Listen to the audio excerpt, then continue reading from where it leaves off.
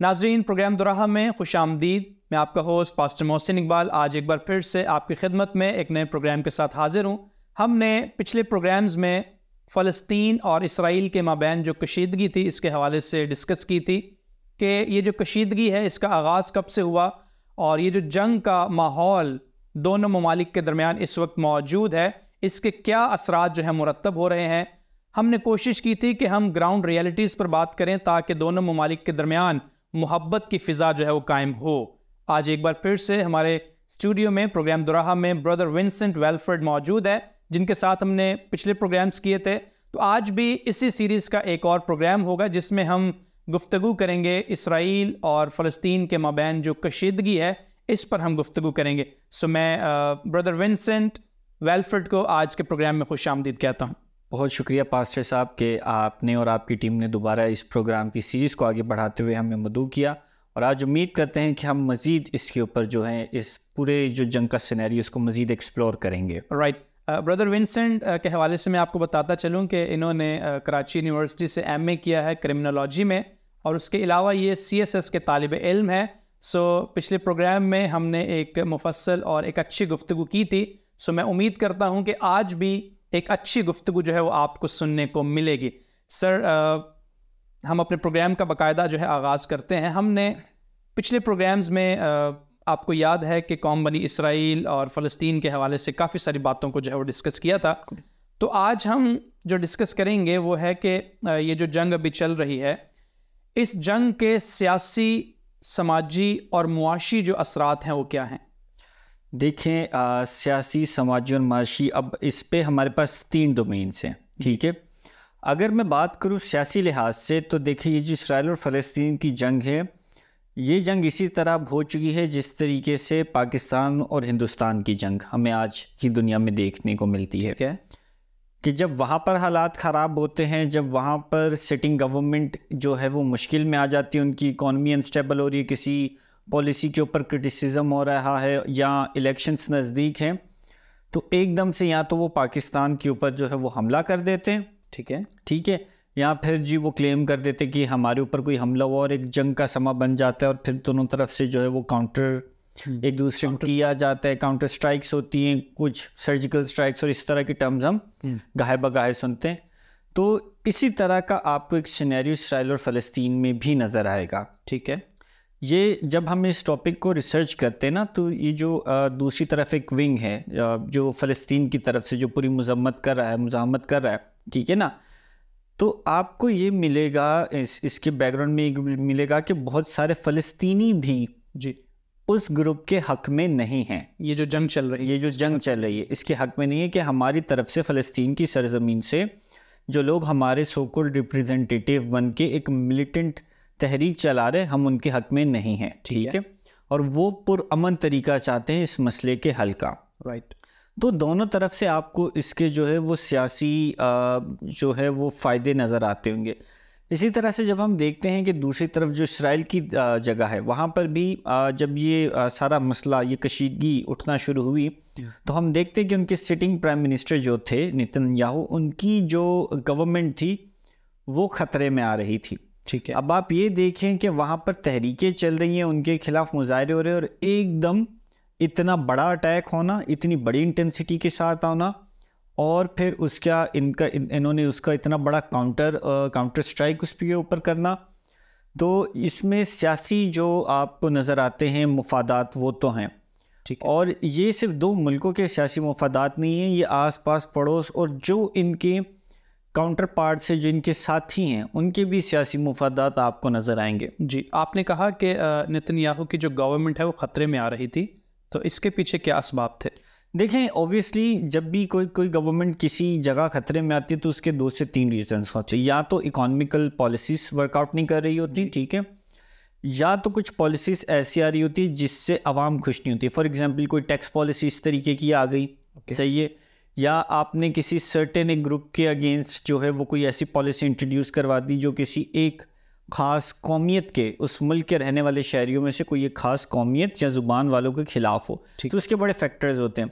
इसकी और एक एग्जांपल हम देख सकते हैं कि जैसे कुछ अर्से पहले इंडिया में एक तहरीक चली थी कि वो लोग जो 1971 से पहले के यहाँ मौजूद हैं जी, वो अपने ख़ानदानों के यहाँ पे 1971 से होने के पहले का सबूत पेश करें। ऑलराइट। तो जिस पे लोगों ने क्रिटिसाइज़ करना शुरू कर दिया कि यार हम 50 साल के सबूत कहाँ से लेके आए, हम अपने दादा परदादाओं के जो भी शनाख्ती कार्ड हैं, जो राशन कार्ड, जो नेशनल आईडी कार्ड्स होते हैं, हम वो कहाँ से लेकर आए। मुश्किल हो जाता है। तो फिर इस तरह की पॉलिसीज़ की वजह से उनको जो है वो बहुत ज़्यादा क्रिटिसिज्म का सामना करना पड़ा। या अगर हम यहाँ पे बात करें तो जब यहाँ पर पॉलिसीज़ बनती, टैक्स पॉलिसीज़ बनती हैं, राइट, तो ये इसके लिए बहुत सारे सर्कमस्टेंसेस होते हैं, लेकिन ये इंटरनल सर्कमस्टेंसेस थे जिस पे फिर उन्होंने सिंपैथी हासिल करने के लिए, क्योंकि दुनिया के जितने भी आपके ग्लोबल डिप्लोमेट्स हैं या पॉलिटिकल साइंटिस्ट हैं, ठीक है, वो इस चीज़ को एक एक्शन ये भी कह रहे हैं कि इन्होंने सिंपैथी लेने के लिए, जी, ठीक है, नेतन्याहू ने और उनकी गवर्नमेंट ने जो है सारी चीज़ को जो है वो सेटअप किया गया है। ऑलराइट, ठीक है। तो ये इसका सियासी पहलू हो सकता है, बिल्कुल, क्योंकि देखिए सियासी पहलू कभी भी जो होते हैं ना वो हमेशा बिहाइंड द क्लोज डोर्स होते हैं, ठीक है, वो कभी भी वो मुफादात दुनिया के सामने डिस्कस नहीं किए जाते। इवन के जो वहाँ की रियाया होती है उन तक भी तमाम चीज़ें अयां नहीं होती हैं। बिल्कुल एग्जैक्टली। जैसे इसी तरीके से हमारे मुल्क पाकिस्तान में भी जो बैकडोर डिप्लोमेसीज़ हो रही हैं, जो अभी बंद कमरों में पॉलिसीज़ बनाई जा रही हैं, वो एकदम आप सामने आकर आपको बताई जाएंगी, ठीक है, ठीक है, लेकिन उसके पीछे की जो वर्किंग है वो कभी भी आम आवाम को जो है वो डिस्क्लोज नहीं की जाती। ऑलराइट, ठीक है। तो ये इसका सियासी रुख है। अब दूसरा इसका माशी रुख देख लें। जी, देखें हम सब इस बात से वाकिफ़ हैं कि पूरी दुनिया में जो जितने भी मेजर बिजनेसेस चल रहे हैं, ठीक है, वो डायरेक्टली या इनडायरेक्टली इसराइल से रिलेटेड हैं, ठीक है, ना सिर्फ यहूदियों के बल्कि इसराइल के। अगर हम दुनिया की डिजिटल बिजनेस की बात करें, ठीक है, तो फ्रीलांसिंग प्लेटफॉर्म्स इनके हैं, फाइवर, अपवर्क, जिनके हम जिक्र सुनते हैं, ठीक है ना, सोशल मीडिया चैनल्स के जितने भी ग्लोबल हैं वो सब इनके हैं। फिर FMCG, fast moving consumer goods, जो हमारी होती है, जैसे यूनिलीवर वगैरह के जो प्रोडक्ट्स हम यूज़ करते हैं, सर्फ से लेके साबुन से कपड़े धोने, दूध, उसकी पत्ती, चाय की पत्ती, जो भी XYZ, बर्तन धोने तक का साबुन, ये सारे प्रोडक्ट्स इनके हैं जो कि ग्लोबली चलते हैं, ठीक है। तो अब आपने कुछ एक फ़िज़ा देखी है कि कुछ ख़ासकर बिलखुसूस पाकिस्तान में इनका बाकायदा बाइकआउट की एक मुहिम चली, ठीक है, जिसकी वजह से हम देखते हैं कि इनका जो थोड़ा है पाकिस्तान में बिज़नेस डिस्टर्ब हुआ, डाउन हुआ, ठीक है। इसी तरह फूड चेन्स भी हैं, इसी तरह क्लोथिंग ब्रांड्स भी हैं, to A to Z they produce everything, ठीक है। असरात तो मुरतब होते हैं, बिल्कुल असरात। जैसे हमने बिलखसूस पाकिस्तान की बात की है, तो जो प्रोडक्ट्स यहाँ पर ये सेल आउट होती हैं, चाहे डायरेक्टली हैं या इनडायरेक्टली हैं, अगर कस्टमर्स जो हैं कुछ कम हो जाते हैं, डिक्रीज़ हो जाते हैं, तो कहीं ना कहीं जाकर इसका फैक्ट तो पड़ता है। ऑब्वियसली, क्योंकि देखिए हम बात कर रहे हैं, ये सारे बिजनेसेस जो हैं वो फ्रेंचाइज बिजनेस मॉडल पे चल रहे हैं या प्रॉफिट शेयरिंग बिजनेसेस पे चल रहे हैं। अब ये तो थोड़ा सा हो गया इंडिविजुअल लेवल के बात, लेकिन अब आप बात करें इसको थोड़ा ग्लोबली, कि ग्लोबली इसके क्या माशी असरात हैं। देखिए, अगर यहाँ से कस्टमर डिक्रीज़ हो जाएंगे ना, तो हमारी पड़ोस में जो मुल्क हैं जी, वहाँ पर इतनी आबादी है कि वो यहाँ से अपने इन बिजनेसेस को कवर अप कर सकते हैं, लेकिन अब हमें जो अपना जाविया है उसको थोड़ा बड़ा करने की ज़रूरत है। जी, देखें, तकरीबन दुनिया में 57 इस्लामी ममालिक हैं, ठीक है। इस्लामी ममालिक के पास खूबी या ख़ासियत ये है कि इन ममालिक के पास रिसोर्सेज बहुत ज़्यादा है। दुनिया की इकॉनमी आज भी ऑयल पे चलती है, क्रूड ऑयल पे चलती है। सही है। अगर तो ये 57 ममालिक एक इल्हाक कर लें, जी, ठीक है, जो इसकी हमें सदाएं सुनने में भी आई हैं, ठीक है, कि हम उन इसराइली कंपनीज़ को ऑयल प्रोवाइड नहीं करेंगे, रिफाइनरीज को प्रोवाइड नहीं करेंगे, तो आपको एक ब्लॉकेट, एक फाइनेंशियल ब्लॉकेट आता हुआ नज़र आ रहा है ऑलरेडी। जो प्रोडक्शन का काम करती हैं, जिससे ऑयल रिलेट है या ऑयल का इस्तेमाल होता है, बिल्कुल रिफाइनरीज हैं, क्योंकि देखिए उनके पास रिसोर्सेज हैं, लेकिन अरब कंट्रीज़ वगैरह के पास रिसोर्सेज हैं, लेकिन जो वो अपना ये जो रिसोर्सेज है ये सेल आउट इन्हीं को करते कि वो इसको रिफाइन करे और आगे मार्केट में जो है उनको सेल आउट करे। यस।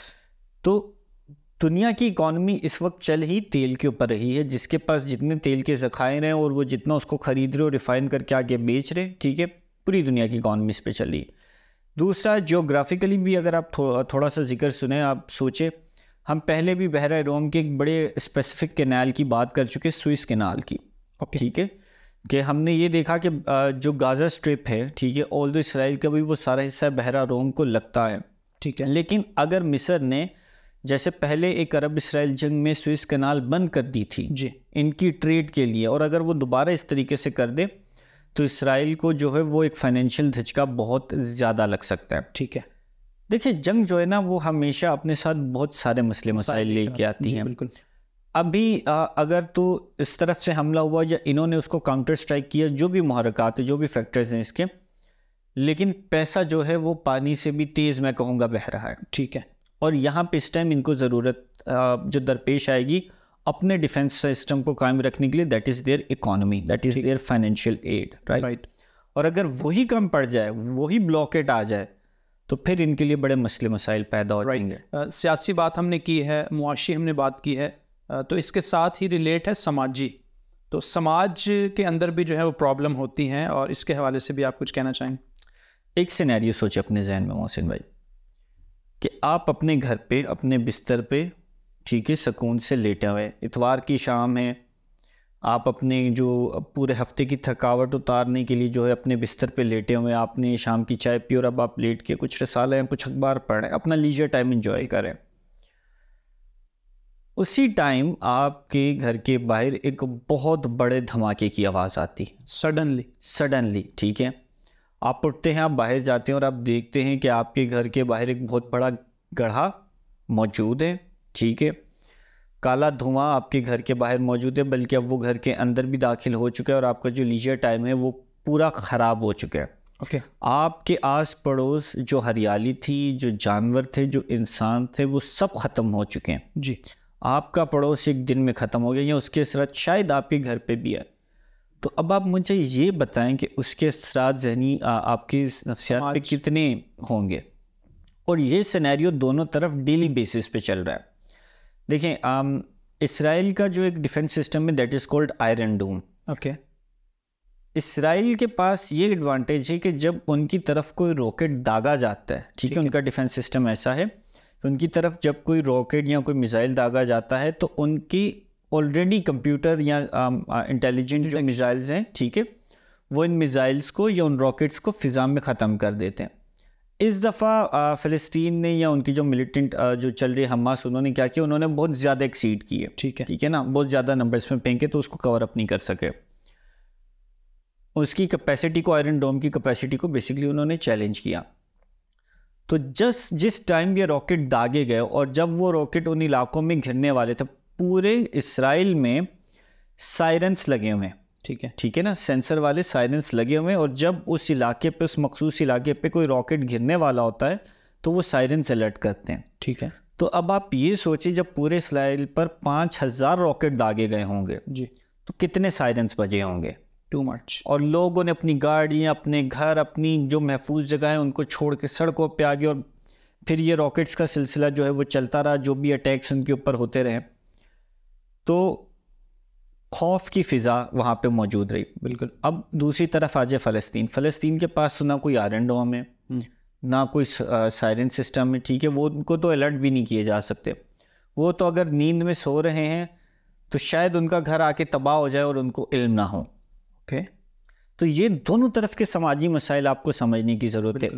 अगर कहीं पर एक बहुत स्ट्रॉन्ग डिफेंस सिस्टम मौजूद है तो वहाँ पर भी बहुत मिसाइल है। बल्कि आपने वीडियोस देखी होंगी कि जब सायरन्स बजें, ठीक है, तो लोग किस तरीके से अपनी इसराइल में जो है अपनी महंगी महंगी प्रॉपर्टी, अपनी चीज़ें छोड़ के खुले मैदानों में भागना शुरू हो गए या पनाहें लेना शुरू हो गए।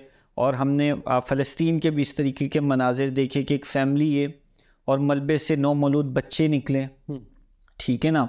और हमने खुदा के बड़े मौजे भी देखे कि 10-10, 15-15 दिन बाद जो है वो, बल्कि मैं एक न्यूज़ जो पढ़ा था उसमें 38 दिन बाद एक 9 मौलूद बच्चा जो है वो मलबे से बरामद हुआ, ठीक।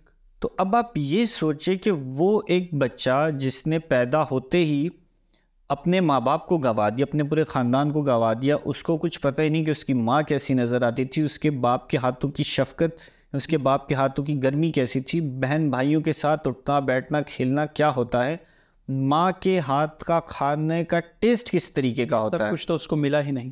वो तो पैदा होते साथ ही इस सारी मोहब्बत से, सारे प्यार से और शफ़क़त से महरूम हो गया। बिल्कुल ठीक है। तो आप अब मुझे बताएं, उस बच्चे का एक जो नफ्सियाती स्टैंडिंग है, जो जहनी तवाज़न है, वो कहाँ स्टैंड करेगा? क्या आप ये समझते हैं कि ये एक नॉर्मल सिनेरियो है? नहीं, नॉर्मल सिनेरियो बिल्कुल नहीं है। हम अगर इसको पूरा कैलकुलेट करें या इसको सम करें तो हमें ये मालूम होता है कि जंग किसी भी तौर से जो है वो ठीक नहीं है। बिल्कुल भी। सियासी नुकसानात हैं, समाजी नुकसानात हैं, मुआशी नुकसानात हैं, और इसके असरात जो हैं ये लॉन्ग टाइम रहते हैं, बहुत लॉन्ग। जैसे अभी आपने नफ्सियाती मसाइल पर हम गुफ्तगू कर रहे हैं, तो इसके हवाले से मज़ीद हम गुफ्तगू करेंगे कि ये जंग के माहौल में जो लोगों के अंदर नफ्सियाती दबाव आ जाता है या मफलूज हो जाते हैं, तो इसके असरात भी काफ़ी देर तक रहते हैं, नस्लों नस्लों तक रहते हैं। इसके हवाले से कुछ इसके हवाले से देखिए, मैं आपको एक एग्जांपल दूंगा। हम पाकिस्तान की जब भी तारीख पढ़ते हैं कि हमारा प्यारा वतन जब पाकिस्तान माज़ वजूद में आया और लोग हिजरत करके दोनों तरफ से जा रहे थे, ठीक है, तो हम तारीख में ये पढ़ते हैं कि ट्रेनों की ट्रेनें कत्ल कर दी गई, ठीक है, ऐसा ही हमें मिलता है। ख़वातीनों की इज़्ज़तों को पामाल किया गया, जो नौमौलूद बच्चे थे उनको जो है वो तलवारों की नोक पे लगाया गया जी। तो वो सारी फैमिलीज़, वो बुज़ुर्ग आज जो 90 साल या 100 साल की उम्र के करीब है जिन्होंने हिजरत में हिस्सा लिया, ठीक है, जो हिजरत करके कराची में बसे या पाकिस्तान के दूसरे इलाकों में बसे, कभी आप उनसे पूछिएगा जो उन्होंने 8 साल की उम्र में 10 साल की उम्र में उस टाइम वो चीज़ फेस की थी जी, वो आज तक उनके जहनों में आज तक उनके जहनों में। मैं आपकी बात को सेकंड करना चाहूँगा कि अभी पिछले दिनों सोशल मीडिया पर कुछ इस तरह की वीडियोस देखने का इत्तफाक हुआ जिसमें बुज़ुर्गों की जो वीडियोस हैं वो भी जो वीलॉग्स बनाते हैं वो भी उनसे पूछ रहे थे कि आप जब, कुछ लोग जो हिंदुस्तान से पाकिस्तान आए उनसे भी पूछ रहे थे, और जो पाकिस्तान से हिंदुस्तान जो है माइग्रेट हुए थे उनसे भी पूछ रहे थे। तो जो एक चीज़ मुझे देखने का इत्तफाक हुआ, सुनने का इत्तफाक हुआ, वो ये थी कि वो बुज़ुर्ग जो इंटरव्यू दे रहे थे वो रो रहे थे और कह रहे थे कि हमसे वो दास्तान ना पूछें क्योंकि हम नहीं सुना पाएंगे आपको। इट मीन्स कि वो अभी तक ज़हनी अजियत का शिकार हैं उस सारे जंग के माहौल में, और वो जो सिनेरियो उस वक्त मौजूद था। इसमें मैं आपको एक और वाक़या बताऊंगा। हम अक्सर जो पंजाब से लोग ताल्लुक़ रखते हैं वो अक्सर हम एक बात बताते हैं कि औरतों ने अपनी इज्जतें बचाने के लिए नहर में छलांग लगा, नहरों में, अंधे कुओं में छलांग, और वो कहते हैं कि वो इतनी लाशें हो गई थी उस टाइम कि एक टाइम के बाद जो बंदा जो छलांग लगाता था वो मरता नहीं था क्योंकि वो लाशों के ढेर के ऊपर जाता था। देखें मोहसिन, पाशा मोहसिन, जब भी जंग आती है ना तो जंग अपने साथ बहुत सारे वॉर क्राइम्स लेकर आती है। ठीक है, ठीक है, इसमें आपको जो है वो लोगों के साथ जो जिस्मानी ज़्यादती है वो भी नज़र आएगी जी। आपको रिसोर्सिस का जो है वो कंट्रोल नज़र आएगा कि जैसे अब हम सुनते कि जी आज फलां ने पानी बंद कर दिया, आज जो है वो एड नहीं पहुंचने दे रहे, आज जो है वो हस्पतालों के ऊपर बम धमाके हो रहे। आप दुनिया की कोई भी जंग उठाकर देख लें, आपको इन सारे वॉर क्राइम्स की प्रेजेंस नज़र आएगी जिसमें बच्चों को भी कत्ल किया गया, औरतों को भी जो है वो जिस्मानी हर तरह की अजियत की, मर्दों को इस हिसाब से कत्ल किया गया कि उस इलाके में मर्द ही ना बचे। जैसे हम वर्ल्ड वॉर 1 और वर्ल्ड वॉर 2 की तारीख पढ़ते हैं, ठीक है ना, खाने की खुराक की कमी, मेन रिसोर्सेज, पानी, इन चीज़ों की कमी कर दी गई।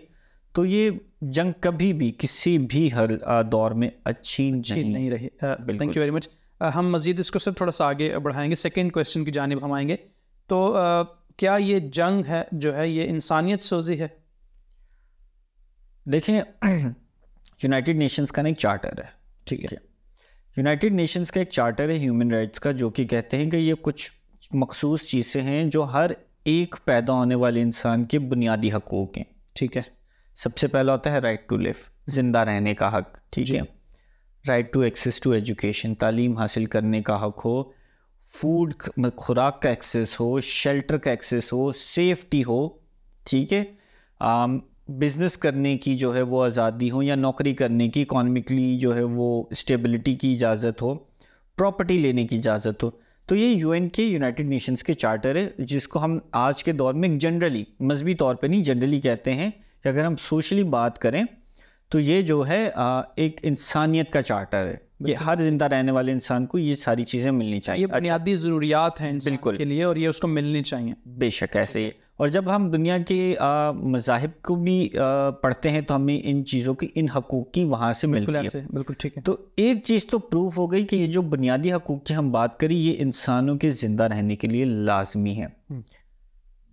जो जंग हम देख रहे हैं वहाँ पर क्या हो रहा है कि पानी बंद किया जा रहा है, ठीक है, ये, और हम कहते हैं पानी जिंदगी है, इंसानियत सोजी हो रही है।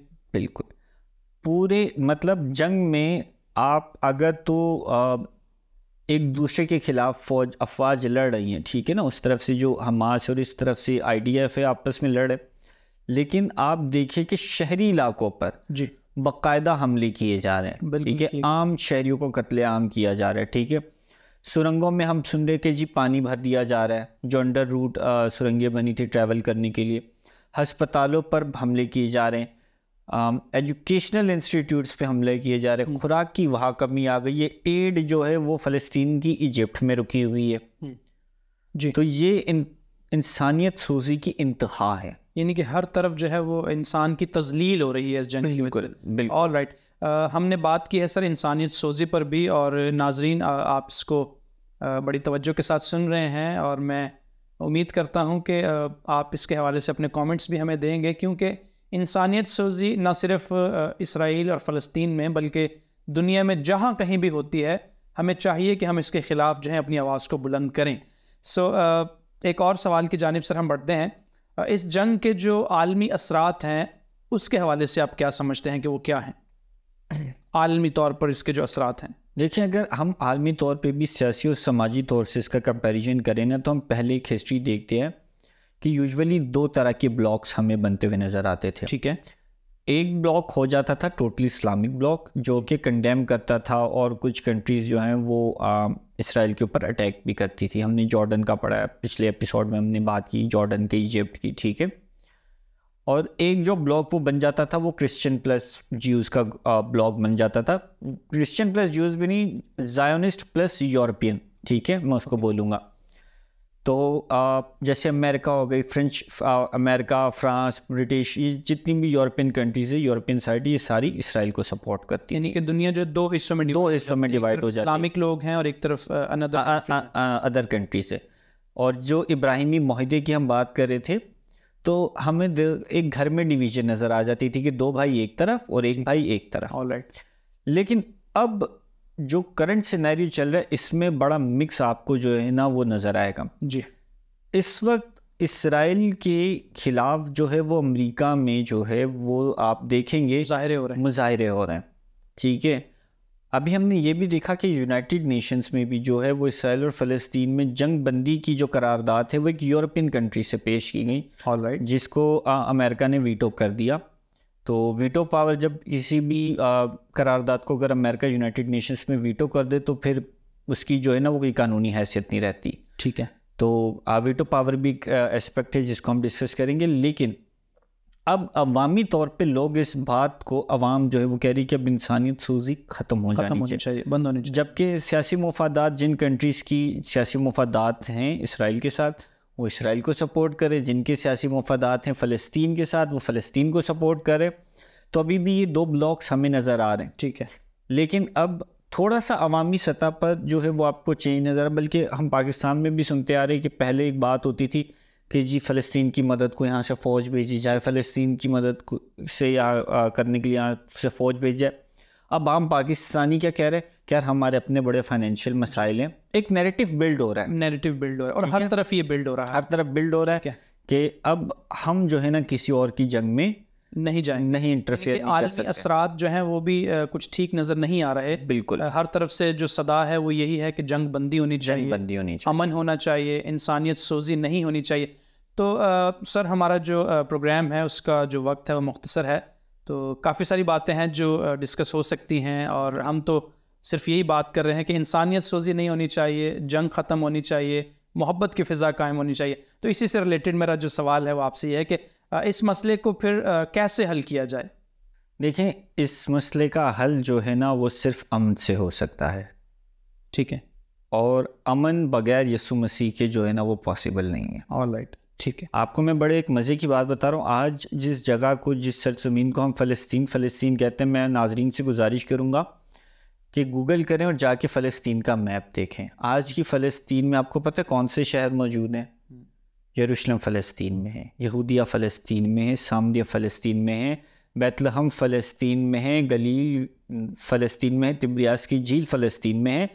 तो वो जो जगह है जहाँ आपके और मेरे खुदावंद यीशु मसीह पैरों पे सफ़र करते रहे, मुनादी करते रहे, जो इलाके मेरे और आपके खुदावंद यीशु मसीह के नाम से मंसूब हैं, वो सारे तो आज की जो फ़लस्तीन जो मुल्क है वहाँ मौजूद है। तो जब आप ये देखते ना कि फ़लस्तीन पे हमला हो रहा है, तो नहीं, वो यरूशलेम पर हमला हो रहा है, वो बैतलहम पर हमला हो रहा है, वो नासरत पे, वो यहूदिया पर, ये इन जगहों पर हमले हो रहे हैं। ऑलराइट, तो आप ये कहना चाह रहे हैं कि अगर हम इसका हल चाहते हैं कि मसाइल मज़ीद ना बढ़ें, तो हमें खुदावंद यीशु मसीह की तरफ अपनी नज़रों को करना होगा, क्योंकि उनकी बाबत कहा गया है कि he is the prince of peace, अमन सलामती का वो शहज़ादा है।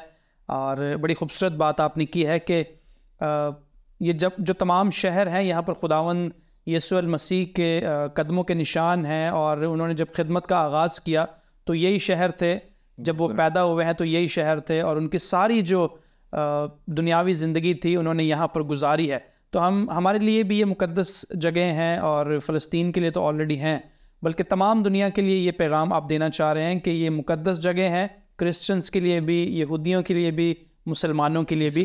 तो हमें इन हस्तियों को याद रखते हुए इन जगहों की भी कदर करनी चाहिए। इन जगहों का जो तकद्दुस है उसको पामाल नहीं करना चाहिए। इसीलिए मैंने पिछले प्रोग्राम में भी आपसे ये बात की थी कि ये जो जंग है ना, ये मुकद्दस जंग नहीं है जी, सारी रिसोर्सेज की जंग। Right sir, thank you very much sir, आपका जो पॉइंट ऑफ व्यू है वो हमारे नाजरीन तक पहुँच गया है।